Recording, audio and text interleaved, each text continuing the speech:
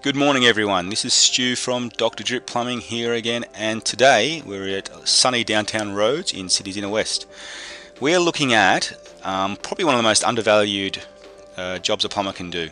It is servicing a set of taps. Now these pretty taps we recommend to replace, but the customer's well attached to them, so we're going to service them today.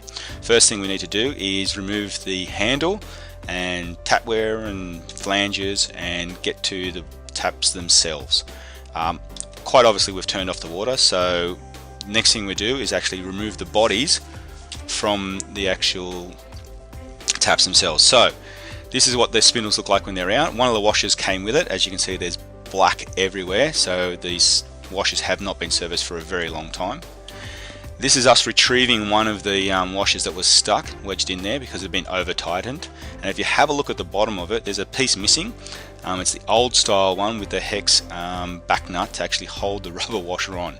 So yes, it's probably older than me and you put together, ladies and gents. We're going to do probably the most important part of the job now, which is reseating the actual body. So this is the reseating tool. We use the drill one because we're strapped on time.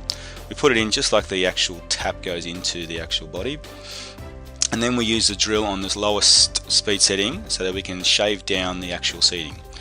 This is what the seating looks like when it's only been half shaved down, and it shows us how bad the actual seat was, where the actual washer sits. This is the bit that stops water coming up, and as you can tell, between say 1 o'clock and 2 o'clock there's a big black spot. That's where the water is leaking through, creating headache and pain for the people at night. So after we've reseated it properly, it should look like this: a big gold donut, something nice and flat for the actual washer to sit across. And there's all those shavings in the background and around it. They will be flushed out during the job as well. So we've pulled apart the tap, and these are the 3 pieces that go back on: a nice solid good quality Delaware washer, a red fibrous O-ring and washer, and the O-ring that goes around the spindle, the little black one in the bottom right. Pull out the spindle, take out the old O-ring. Now we're going to clean. That's the bonnet cleaner. So the spindle runs up and down the bonnet, so that's what the bonnet cleaner does. It cleans where the spindle runs up and down. Put it in and we try and get it all the way to the top. That way we know if the spindle will run all the way to the top and run smooth.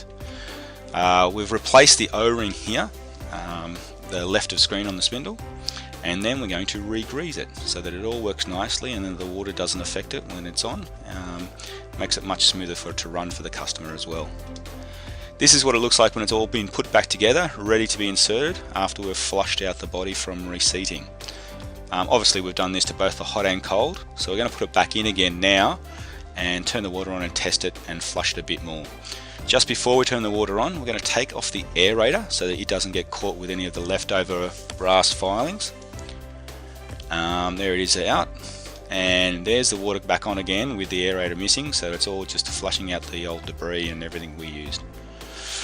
That's the finished product. As you can see, there's little bits of white everywhere that have been chipped off because the white does not last very long on a set of taps. We told the customer that this is probably the last time these set of taps could be serviced here at Rhodes at their home, and if they should replace it, but by looking at the basin we said, look, you might want to replace the basin as well. So thanks once again everybody, and for your time, and set of taps service in Rhodes in Sydney's inner west.